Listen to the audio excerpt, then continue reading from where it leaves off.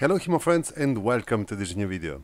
Solo practice is a widespread activity for a variety of reasons. The main reason is of course that it can be done solo, but there are others. It can be done without protective equipment, for example. And because of the great freedom granted by the first 2 points, it can be done for any given amount of time, making solo training a very flexible and useful training tool. For example, solo drilling for 2 or 3 minutes while taking a break from video editing is, for me, a common practice. But is this kind of training useful in some ways? Do it actually brings some benefits? Well, the answer is, of course, yes. Every single high-level athlete of every single combat sport which comprehends striking does some form of solo drilling, which is generally called shadow boxing or with similar names. Certain traditional martial arts are even based on solo training, such as a certain style of karate or kung fu, for example. There is otherwise a neat difference between the way in which traditional martial arts and modern combat sports use this kind of training method. Traditional martial arts are using solo forms as a container to store and preserve techniques through time, while modern fighters are using it to improve form, flow and precision of techniques they are already able to land in sparring or in a fight.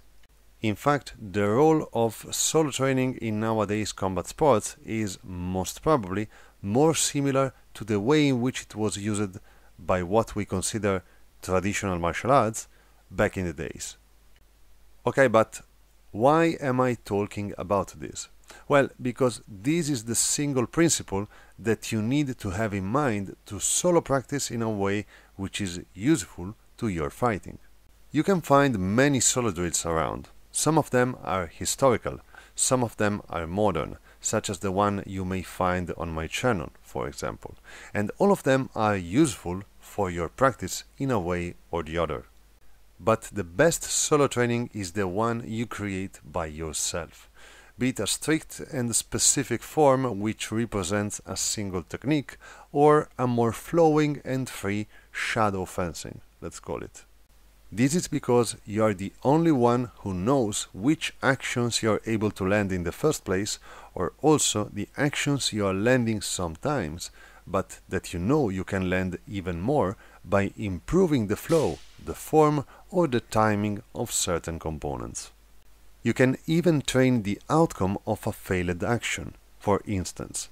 This is actually something that fits very well the concept of shadow fencing, mimicking a failed thrust or cut or whatever based on your experience and build up a realistic recover out of it. Again, the more you are experienced, the better it works. Of course, for other people out there, solo practice is the only tool at their disposal.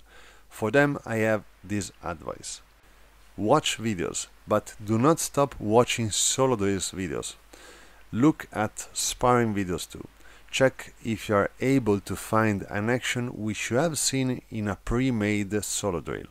This will help you being aware of what you're doing, but will also help you placing the action you're training into a realistic context, giving to it more depth and meaning.